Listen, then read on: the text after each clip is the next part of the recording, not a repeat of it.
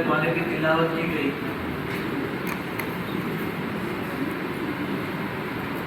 جس میں 2 رکوع ہے، تقریباً 2 رکوع ایسے ہیں جس میں ایمان والوں کی اللہ تبارک و تعالیٰ نے صفات بتلائی۔ ایک بندہ اگر مومن ہے، ایک بندی اگر مومنہ ہے تو اس کے اندر کیا کیا خوبی ہونی چاہیے، اور یہ تو ضابطے کی بات ہے کہ انسان کو اسی وقت انسان کہا جاتا ہے جبکہ اس کی زندگی میں صفات اور خوبیاں ہوں۔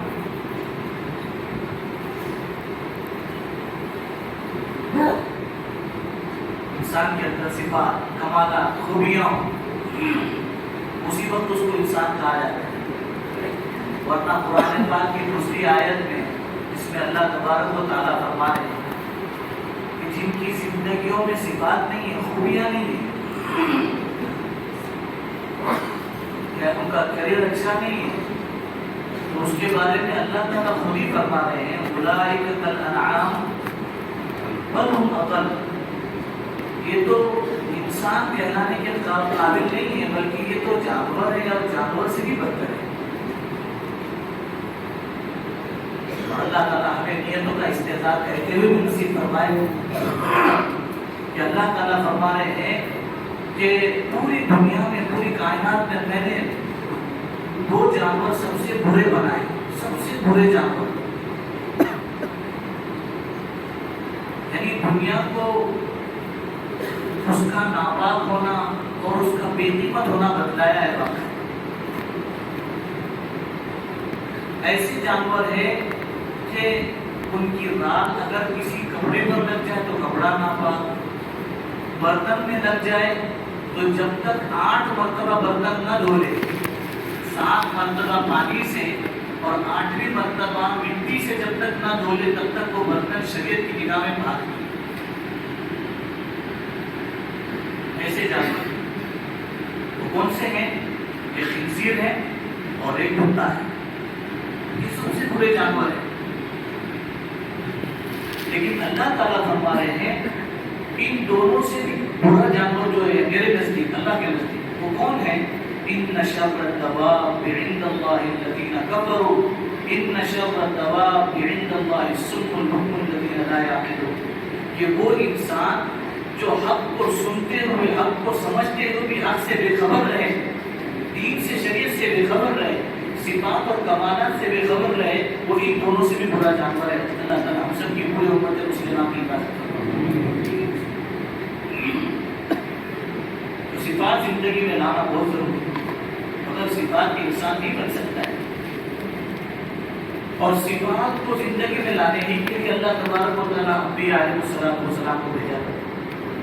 انبیاء علیہ السلام آ کر کے یہ تو سکھا دیں ایمان کیا چیز ہے، اخلاق کیا چیز ہے، نماز کیا ہے اور سلوک کیا ہے، پھر سلوک کے درجے بتاتے تھے، ماں باپ کے ساتھ کیا درجہ ہے، بہنوں کے ساتھ کیا درجہ ہے، بھائیوں کے ساتھ کیا درجہ ہے، پڑوسیوں کے ساتھ کیا درجہ ہے، وہ سلوک بتاتے ہیں، صفات بتاتے ہیں، زندگی بھر کر بتاتے ہیں۔ دوستوں کے ساتھ، ماننے والوں کے ساتھ تو بتلاتے ہی تھے، اپنے نہ ماننے والے بلکہ مخالفت پر اور ضد پر کھڑے رہنے والوں کے ساتھ بھی صفات برت کر کے بتلائیں۔ تقریباً 2 رکوع میں اللہ تبارک و تعالیٰ پوری کی پوری صفات بتلائے، 15 صفات ہے۔ وَقَضَىٰ رَبُّكَ أَلَّا تَعْبُدُوا إِلَّا إِيَّاهُ، انسان کو ہم نے حکم دیا ہے کہ اللہ کے علاوہ کسی کی عبادت نہ کرے، پھر اس کے بعد سے ماں باپ کا احترام کرنا، ماں باپ کے ساتھ کیسے سلوک کرنا، زنا نہیں کرنا، چوری نہیں کرنا، کسی کی غیبت نہیں کرنا، سارا کرتے کرتے کرتے کرتے آخر میں جو ہمارا آج کا ٹاپک ہے، جو سب سے ساری برائیوں کی جو جڑ ہے وہ بتلایا ہے وَلَا تَقْفُ مَا لَيْسَ لَكَ بِهِ عِلْمٌ، جس چیز کا تجھے علم نہ ہو اس پر عمل مت کیا کر۔ علم نہیں ہے اور خالی انداز لگائے جا رہے ہیں، انداز لگائے، کیونکہ انسان سب سے پہلے گناہ میں مبتلا جو ہوتا ہے وہ گمان سے ہوتا ہے، گمان سے، بیٹھے بیٹھے کسی کے بارے میں کوئی نہ کوئی رائے قائم کر اور گمان بعض دفعہ جو بنتا ہے وہ کانوں کے راستے سے، اس لیے کہ اللہ پاک نے انسان کے اندر سننے کا مادہ بڑا رکھا ہے، تو سنتے ہی انسان کے دل پر ایک بات اثر ہوتی ہے، جیسے دل پر وہ بات اثر ہو گئی تو اب وہاں سے انسان جو ہے اپنے دماغ کو فوراً دوڑانا شروع کر دیا۔ اس لیے قرآن پاک میں اللہ تعالیٰ 26ویں پارے میں اللہ تعالیٰ فرما رہے ہیں یا ایھا الذین آمنوا اجتنبوا کثیرا من الظن، اے ایمان والو بہت زیادہ کسی کے بارے میں سوچنے سے اپنے آپ کو بچاؤ، بہت زیادہ کسی کے بارے میں رائے قائم مت کیا کرو، ان بعض الظن اثم، بعض سوچ جو ہے، بعض گمان جو ہے وہ بہت بڑے گناہ ہوتے ہیں، بہت بڑے گناہ، بلکہ بعض گمان ایسے ہوتے ہیں خالی بیٹھے بیٹھے انسان سوچ رہا ہے، کسی سے کہا نہیں اس نے، کسی سے کچھ بھی نہیں کہا اس نے، لیکن آپ برے ہیں، آپ خراب ہیں، آپ بہت بدماش ہیں، آپ نالائق ہیں، اس قسم کی کوئی بات اس نے اپنی زبان سے جاری بھی نہیں کی، خالی بس دماغ میں ایک بار کسی کے بارے میں پوری بیٹھ گئی تو اس کا کیا اثر ہوتا ہے وہ میں بتا رہا ہوں کہ بس بیٹھ گئی دماغ میں ایک بار، تو پھر کیا ہوگا کہ وہ بعض گمان ایسے ہوتے ہیں کہ جو اللہ تبارک و تعالیٰ سے ایسے اعمال جو بندے کو اللہ سے قریب کرنے والے ہوتے ہیں اس کی توفیق سلب کروانے کا ذریعہ بنتا ہے، توفیق چھین لی جاتی ہے۔ چنانچہ ایک واقعہ ہے، واقعے کو واقعے کی حیثیت سے سننا اور سمجھنا نہیں چاہیے، قرآن حدیث پہ تولنا نہیں چاہیے اس کو۔ ایک بزرگ بتلاتے ہیں میں نے ایک شخص کو رات میں تہجد کے وقت میں مسجد کے کسی کونے میں روتے ہوئے گریہ وزاری کرتے ہوئے دعا کرتے تھے، رو رہا ہے یا اللہ یا اللہ یا اللہ، پھوٹ پھوٹ کے رو رہا ہے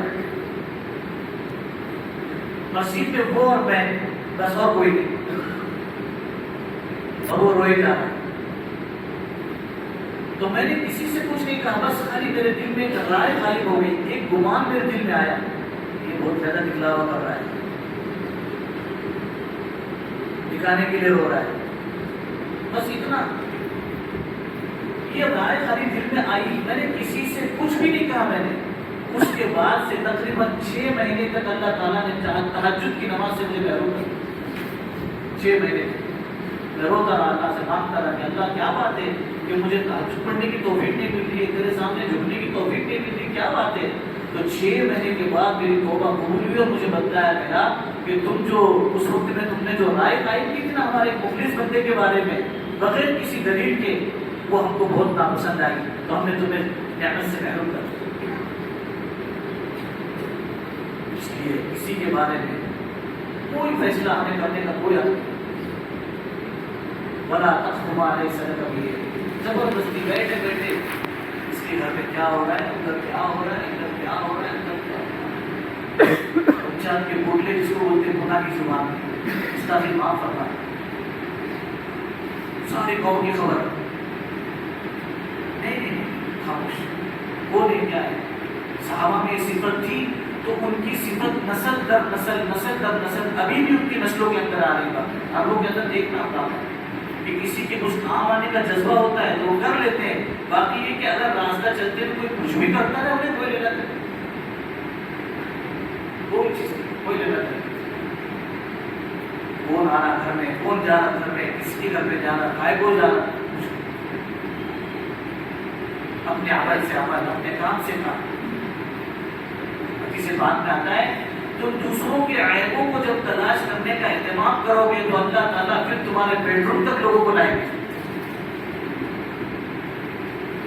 تو ہو نہیں سکتا کہ ہم دوسروں کے اوپر کیچڑ اچھالنے کی کوششیں کریں اور ہم بالکل سیف رہے، ایسا نہیں ہو سکتا۔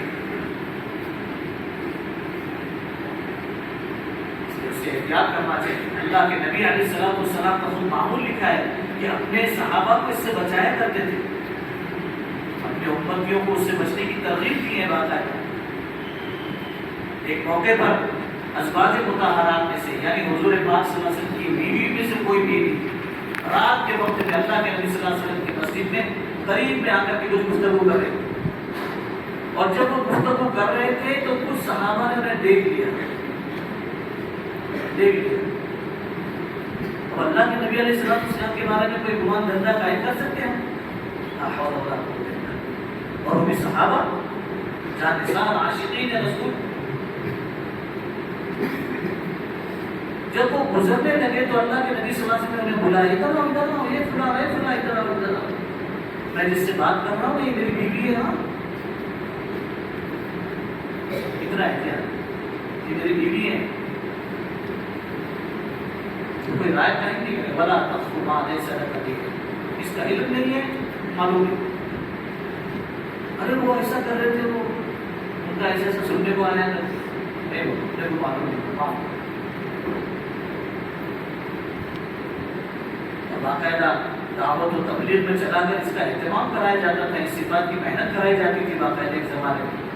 کشتوں کے اندر جب کشت میں چلتے تھے تو باقاعدہ بولتے تھے کہ اگر کسی کے اندر 99 عیب ہو تو اس کی ایک خوبی کو اجاگر کرنا، 99 کو چھپا دینا. کیا خوبی؟ کہ یہ ہمارے عبداللہ بھائی ماشاءاللہ ایمان والے بھائی ہیں، ان کے پاس ایمان ہے. اور واقعات سوچنے کی بات ہے میرے بزرگ و عزیزوں، ہم تو کسی کے بھی بارے میں گھٹیا ہونے کے فیصلے کر دیتے ہیں. ہم جب کسی سے محبت کرتے ہیں تو اس کو اچھا گفٹ دیتے ہیں کہ تھرڈ کلاس دیتے ہیں؟ اچھا گفٹ دیتے ہیں، چن کر باقاعدہ اچھا کہ یہ میرے خدا دوست کے لیے. اللہ تبارک و تعالیٰ نے جب اس کو پسند کیا تو اس کو گفٹ ایمان کا دیا ہے، تو اچھا دیا ہے کہ برا دیا ہے؟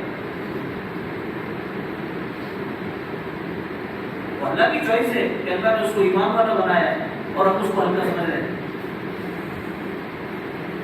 اور ہوتے ہوتے ایمان والے سے ہوتے ہوتے ہوتے آگے ہم لوگ کہاں تک چلے جاتے ہیں پتہ ہے؟ علماء تک چلے جاتے ہیں. اب تو بہت اتنے ماہرین پیدا ہو گئے ہوئے، اللہ حفاظت فرمائے ان کے سائے سے بھی اتنے ماہرین فوراً جھٹ سے فتوا علماء سوئے. یہ تو علماء سوئے. اور اللہ کے نبی علیہ السلام نے فرمایا میری امت پر مجھے 3 چیزوں کا بہت زیادہ ڈر ہے، بہت زیادہ ڈر ہے. ایک تو دنیا ان پر اتنی کھول دی جائے جس کی وجہ سے یہ ایک دوسرے سے حسد کرنے لگے، ایک دوسرے کو مارنے لگے. دوسرا، قرآن کی تفسیر میں ہر کوئی اپنی رائے دینے لگے، ہر کوئی اپنی رائے دے. میرے حساب سے قرآن کی تفسیر یہ ہونی چاہیے، میرے حساب سے تیرا حساب کیا ہے، تیری حیثیت کیا ہے. بڑے بڑے اہل اللہ اور بڑے بڑے راسخین فی العلم وہ اللہ تبارک و تعالیٰ کی آیتوں کے بارے میں ایک دم خاموش ہو گئے. مجھے نہیں مانتا، اس آیت کی تفسیر میں نہیں جانتا ہوں.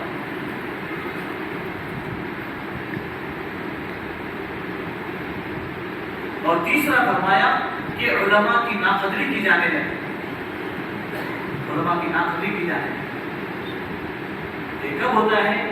جب بندہ کسی نہ کسی رائے پر عمل کرنا شروع کر دیتا ہے.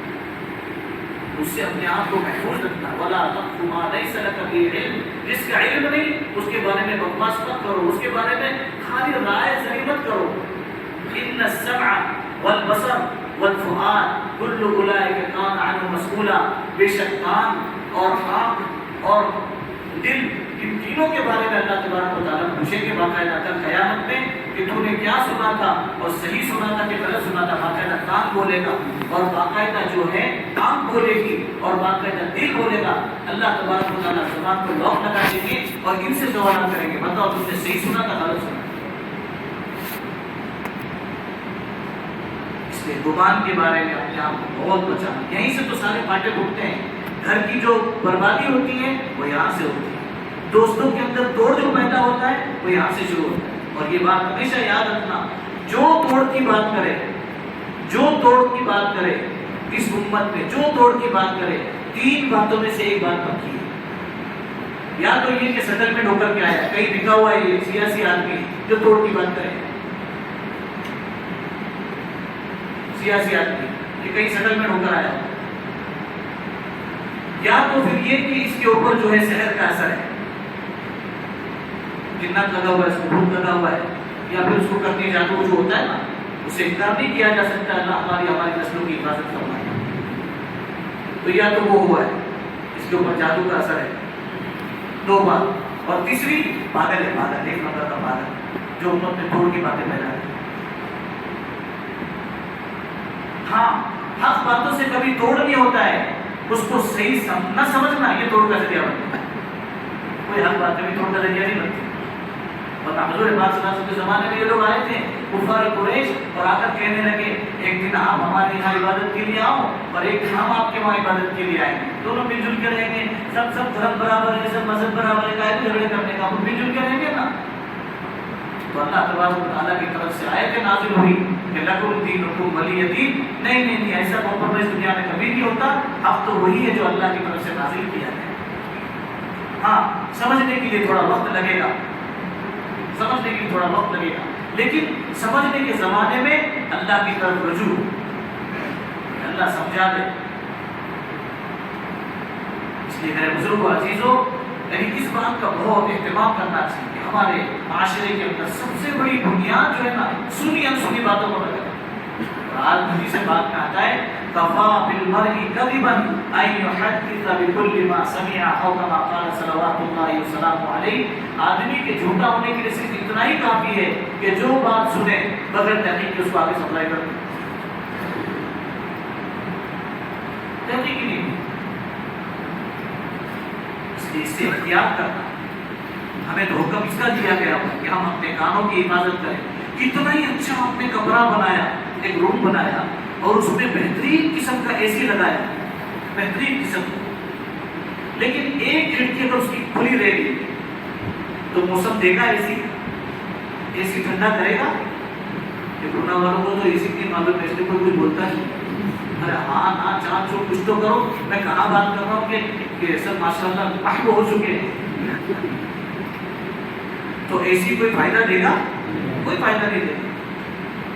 اور جس روم کی 3 کھڑکیاں کھلی ہو، آنکھ بھی کھلی ہو، کان بھی کھلے ہوئے ہو، زبان بھی کھلی ہوئی ہو، تو وہاں ایمان کی حلاوت کا ٹھنڈک محسوس ہو سکتی ہے،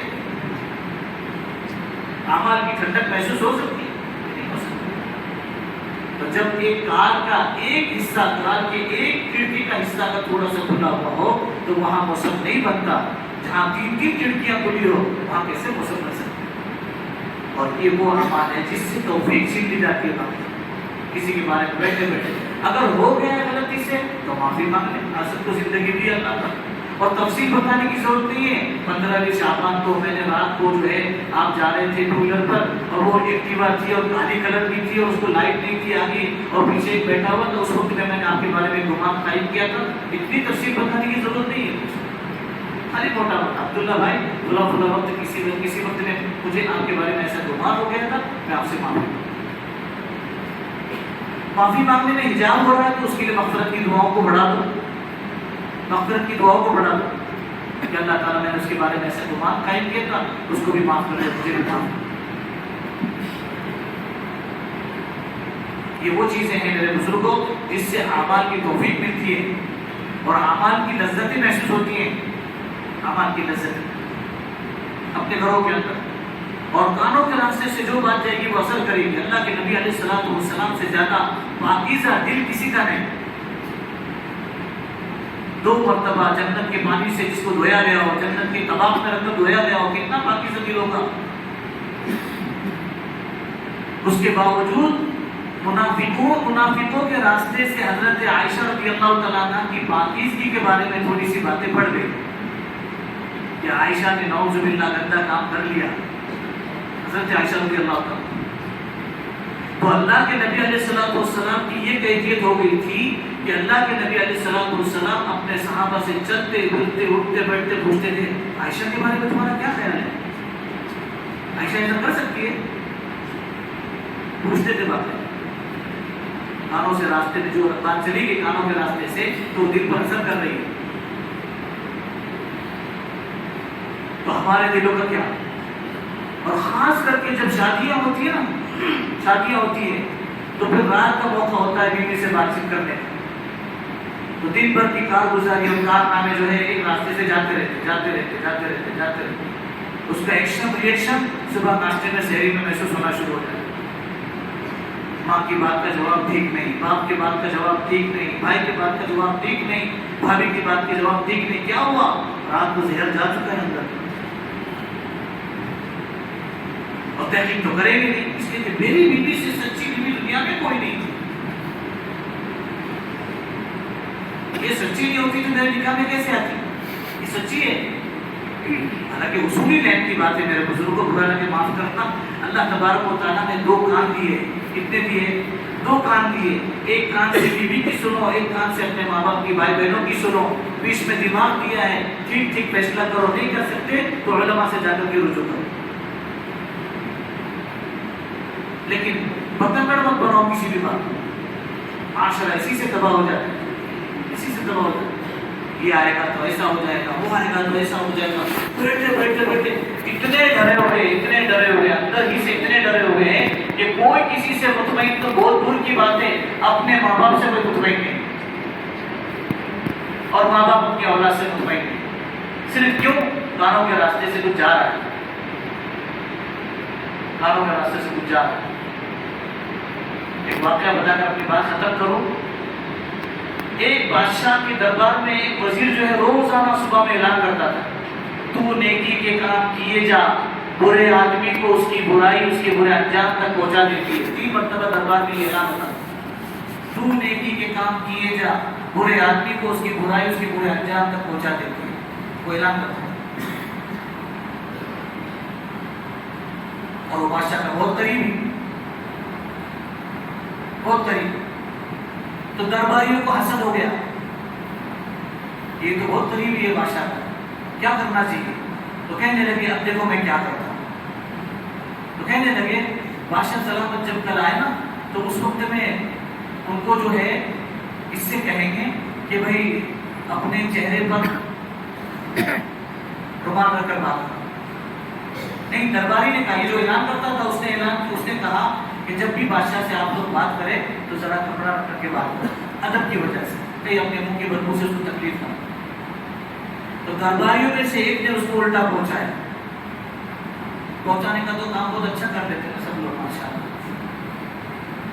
تو اس کو پہنچایا, بادشاہ کو خبر دے دی کہ وہ جو تمہارا قریبی مقرب جو ہے نا وہ یہ کہتا ہے کہ بادشاہ کے منہ سے بہت گندی بدبو آتی ہے, تو جب بھی بات کرو تو کپڑا رکھ کر کے بات کرو. اس کی بات اپنے کو نہیں آنا, اس کی بدبو اپنے کو نہیں آنا. اب بادشاہ سلامت نے جو ہے صبح میں جب دیکھا تو سب کپڑا رکھ کر کے بات کرے, وہ بھی کپڑا رکھ کر کے بات کرے. اعلان تو ہو گیا, تو بادشاہ سلامت کو یقین ہو گیا کہ یہ تو گڑبڑیا. تو بادشاہ سلامت نے فوراً جو ہے وہ اس کا لکھوایا آرڈر کہ اس کو جو ہے فلاں فلاں جگہ پر لے جا کر اس کو گردن جدا کر دی جائے, اس کا کام تمام کر دیا جائے. اب وہ خوشی خوشی وہ لے کر کے وہ جو اصل اعلان کرنے والا ہے وہ لے کر کے اپنے ہاتھ میں جانے لگا. تو جس نے یہ پہنچانے کا کام کیا تھا نا غلط, اس نے کہا کیا ہے کہاں جا رہے ہو. کہنے لگے کیا معلوم, بادشاہ سلامت نے مجھے کسی جگہ بڑی پوسٹ پہ بھیج دیا تو میں وہاں جا رہا ہوں, اور یہ اس کا ان کا آرڈر نہ ہے. اچھا تو لاؤ میں دیکھ کر کے تو آتا, بولے پہلے میں وہاں جا کر کے پورے حالات کا جائزہ لے کر آتا. جس نے پہنچایا تھا بات کو غلط, تو اس نے کہا کہ ذرا وہ دستاویز میرے کو دے دو, میں لے کر کے پہلے وہاں جا کر کے حالات کی تحقیق کر کے آتا ہوں, پھر اس کے بعد میں دیکھتے ہیں. اب یہ جب وہاں چلا گیا تو جلاد تو تیار بیٹھا ہوا تھا. فوراً اس نے دیکھ لیا اور دیکھ کر کے آؤ دیکھا نہ تاؤ سیدھا اس کی گردن اڑا دی. بادشاہ سلامت دوسرے دن جب دربار میں پہنچے تو دیکھا اعلان تو وہی کر رہا ہے جس کے قتل ہونے کا حکم دیا گیا تھا. اعلان تو وہ کر رہا ہے. تو اعلان ہونے کے بعد اس نے پوچھا کہ کیا ماجرا ہے. کہنے لگے حضرت مجھے تو کچھ معلوم بھی نہیں, آپ نے وہ مجھے دیا تھا تو وہ فلاں شخص نے کہا کہ میں جاتا ہوں. تو میں نے کہا ٹھیک ہے چلے جاؤ, مجھے تو یہاں بادشاہ سلامت کے اور بھی کام چاہیے, تو کا ماجرا کیا ہے. پھر اس کے بعد میں جب تحقیق کی گئی تو پتا چلا کہ یہ عقدہ تھا اور یہ عقدہ کھلا, اور حقیقت دودھ کا دودھ اور پانی کا پانی کھل کر سامنے آ گیا. تو نیکی کے کام کیے جا, برے آدمی کو اس کی برائی اس کے برے انجام تک پہنچا دے. میں نے شریعت میں ایسا کوئی مثال نہیں پڑھی ابھی تک کوئی مثال نہیں پڑھی ہے کہ سامنے والا اگر بدتمیزی پہ اتر آئے اور سامنے والا اگر جو ہے غلط راستے پر اتر آ جائے تو اس کا جواب اس کو غلط راستے سے دینا میں نے کہیں اللہ کے نبی علیہ الصلوۃ والسلام سے زیادہ حقدار مکہ مکرمہ کا کوئی نہیں تھا, لیکن انہوں نے کہا کہ ہم کو یہاں کوئی محتاج نہیں, یہاں بھائی محتاج نہیں, ایمان والا کوئی چاہیے نہیں مکہ مکرمہ, سب جاؤ یہاں سے. یہاں سے لگ گیا تو اللہ کے نبی علیہ السلام چاہتے تو آسمان سے فرشتے اتروا کر کے اپنی اللہ تعالیٰ کی مدد نازل کرواتے، لیکن اللہ کے نبی علیہ السلام نے اپنے صحابہ سے فرمایا یہاں ہمارے لیے زمین تنگ ہو چکی ہے، ہجرت کرو مدینہ منورہ۔ سب چھوڑ دیا، اپنے گھر اور سب کھیتی باڑی سب چھوڑ چھاڑ کے چلے گئے خاموشی کے ساتھ۔ کچھ ہی دن گزرے، اللہ تبارک و تعالیٰ نے فتح مکہ کا عنوان دے کر قیامت تک کے لیے مکہ مسلمانوں کے حوالے کر دیا۔ آسان مثال سمجھنے کے لیے تھوڑی مثال تھوڑی سی ذرا مناسب نہیں ہے، لیکن یہ سمجھنے کی ہے کتا اگر ہمیں کاٹتا ہے تو ہم لوگ کتے کو کاٹتے کیا؟ کوئی کچھ بولتا نہیں۔ کتا اگر ہمارے پر حملہ کرے کاٹے تو ہم لوگ غصے میں آ کر کے اس پر حملہ کرتے کیا؟ اٹیک کرتے کیا؟ تم نے میرے کو کاٹا نا، آج تو تیرا پایا ہوگا، تیرا بھیجا بھی کھاؤں گا۔ کوئی نہیں کرتا، عقل مندی تو کوئی نہیں کرتا۔ اتنا غصے والا میں نے آج تک کوئی بھی نہیں دیکھا، میں نے تو نہیں دیکھا، آپ نے دیکھا ہو تو بتاؤ۔ سامنے والا اگر غلط راستے پر اگر آ رہا ہے، غلط حرکتوں پر آ رہا ہے، تو اس وقت میں ہمارا عمل یہ ہو کہ ہم تو اپنی آنکھوں کو، اپنی کانوں کو، اپنی زبان کو جھوٹا ٹھہرا کر اپنے رخ کو اللہ کی طرف دیں، اللہ کی طرف کہ اللہ تعالیٰ میں نے میرا معاملہ تیرے حوالے کر دیا ہے، تو ہی بہتر کار ساتھ ہے، میں اس کی بربادی نہیں چاہتا ہوں، میں اپنی حفاظت چاہتا ہوں۔ اس طریقے سے اللہ تعالیٰ کے حوالے کروں۔ تو یہ صفات اپنی زندگی میں لانے کے لیے محنت کرنا ہے۔ محنت جب ہوتی ہے تو اللہ تبارک و تعالیٰ کچھ نہ کچھ ضرور دے دیتے۔ ایک ہی دن میں سب کچھ نہیں مل جائے گا، ہوتے ہوتے آہستہ آہستہ اللہ تبارک و تعالیٰ نوازتے رہے گا۔ لیکن اگر کوئی اپنے آپ کو بنانے کی طرف توجہ ہی نہ دے تو پھر تو میرے بزرگ بھائی بنجر زمین ہے، اس پہ جو ہونا ہے وہ کر رہے ہیں۔ اللہ تعالیٰ کہیں سنی بات پر ہمیں عمل کی توفیق عطا فرمائے۔ بسم اللہ الرحمن الرحیم۔ اللہم صلی علی سیدنا محمد وعلی آل سیدنا محمد وبارک وسلم۔ اے اللہ ہمارے گناہوں کو معاف فرما، ہماری خطاؤں سے درگزر فرما، کمزوریاں، کوتاہیاں، غفلتیں، نادانیاں، بے فکریاں سب کو معاف فرما۔ اللہ جو کچھ کہتے ہیں، سنتے ہیں، جانتے ہیں، اپنی ذات سے اس کو عمل کرنے کی توفیق عطا فرما۔ بری بات سے، برے کام سے، برے انجام سے تو ہم سب کی حفاظت فرما۔ نعمتوں کو نعمتوں کے اضافے کا ذریعہ فرما، پھر ان نعمتوں کی ہمیں خوب قدردانی کی توفیق عطا فرما۔ اللہ ہم اچھے نہیں ہیں، ہر روز اچھا بننے کا ارادہ کرتے ہیں، صبح سے ارادے کر کے اللہ اچھے بننے کے اعمال کرتے رہتے ہیں۔ اے اللہ نفس و شیطان ہماری راہ مار لیتے ہیں۔ اے اللہ تو اگر بچانے پر آئے تو کوئی ان کو ہلاک نہیں کر سکتا ہے۔ اے اللہ تو ہماری حفاظت فرما، ہمیں اپنا پسندیدہ بندہ بنا لینے کے فیصلے فرما، اپنی پسندیدہ اعمال کی دولت سے مالا مال فرما، ہر خیر مقدر فرما، ہر شر سے حفاظت فرما۔ ہمارے ٹوٹے پھوٹے اعمال تیرے دربار میں پیش کیے جانے کے قابل تو ہے ہی نہیں۔ اے اللہ محض اپنی مہربانی سے ہمارے ٹوٹے پھوٹے اعمال کو قبول فرما، یہ تیری توفیق سے کیے ہیں۔ ہمارے روزوں کو قبول فرما، ہماری تراویح کو قبول فرما، ہماری تسبیح تلاوت کو قبول فرما، ہمارے تیرے راستے کی نقل و حرکت کو قبول فرما۔ اے اللہ مساجد کی آبادی کو قبول فرما، اے اللہ خدمت کرنے والوں کی خدمات کو قبول فرما۔ اے اکرم الاکرمین، اے ارحم الراحمین، اپنے ثواب کو ضائع ہونے سے بچا لینے کی توفیق عطا فرما۔ اللہ وہ لمحے بھر کی ایک خطا جس کے ذریعے سے تو برسوں کی عطاؤں سے محروم کر دیتا ہو، ایسی خطا سے ہماری نسلوں کی پوری حفاظت فرما۔ اللہ جب تو اپنے فضل سے ہمیں یہاں لایا ہے، اپنے پسندیدہ اعمال کی ہمیں توفیق عطا فرما۔ خود اے اللہ حق پر رہتے ہوئے دوسروں کو حق پر لانے والا بنا۔ اے اللہ خود صحیح راستے پر چلتے ہوئے دوسروں کو صحیح راستے پر چلانے والا بنا۔ اللہ اس بستی میں خصوصی رحمت نازل فرما۔ اے ارحم الراحمین، جس کے آنے میں ملنے میں خیر، جس کے ساتھ اٹھنے بیٹھنے میں خیر، قریب دور رکھ کر ایک دوسرے کی خیر سے ایک دوسرے کو مستفید فرما۔ جس کے آنے میں اٹھنے میں بیٹھنے میں ملنے میں شر، دور رکھ کر ایک دوسرے کی شر سے ایک دوسرے کی حفاظت فرما۔ اے اکرم الاکرمین، جب تک ہمارا یہاں رہنا تجھے پسند ہو، اپنے پسندیدہ اعمال میں اخلاص و استقامت کے ساتھ لگے رہنے کی توفیق عطا فرما۔ جب ہمارا یہاں رہنا مناسب نہ ہو، اے اللہ اخلاص و استقامت والے اعمال کی دولت سے مالا مال فرماتے ہوئے اپنی پسندیدہ جگہوں پر لے جا کر خاتمہ بالخیر کی دولت سے مالا مال فرما۔ بری موت برے خاتمے سے ہماری حفاظت فرما۔ اللہ ہمارے عمر کے آخری حصے کو شروع کے حصے سے بہت بہتر بنا، ہمارے علم میں، عمل میں، عمر میں، رزق میں، تقوی میں خوب برکتیں نصیب فرما۔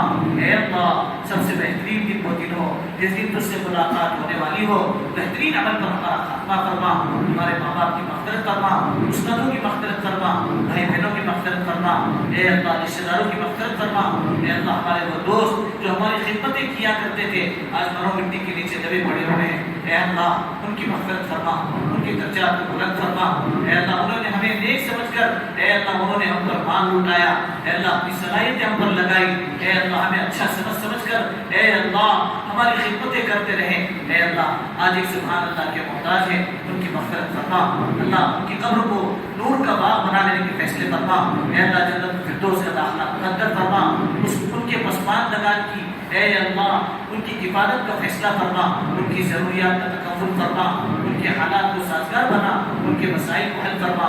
اللہ ہمارے بہت سے بھائی بغیر قصور کے، بغیر گناہ کے صلاحوں کے پیچھے جیل کی قید میں پڑے ہوئے ہیں، اے ارحم الراحمین سحری کے محتاج ہے، افطار کے محتاج ہے، اے اللہ قرآن پاک کی تلاوت کے محتاج ہے، ماحول نہیں مل پا رہا ہے تو اے اللہ افطار کا وقت بھی ایسے ہی ضائع ہو رہا ہے، اے کرم الاکرمین بعض تو ایسے جنہیں اپنے قصور کا بھی پتہ کوئی نہیں، ایسے بہت سے مرد بھی ہیں، عورتیں بھی ہیں، اے اللہ عافیت کے ساتھ رمضان کی برکت سے باعزت رہائی کے فیصلے فرما، اے اللہ عافیت کے ساتھ رمضان کی برکت سے باعزت رہائی کے فیصلے فرما، اے ارحم الراحمین ہم نے مانگا اپنے گمان کے مطابق، ہماری ضرورتوں کو تو ہم سے زیادہ بہتر جانتا ہے، اپنے اپنے وقت پر عافیت کے ساتھ اپنی شان پوری فرما، ہماری دعاؤں کو اپنے فضل کرم سے رسول پاک علیہ السلام کی برکتوں سے قبول فرما، وصلی اللہ علی النبی الکریم آمین۔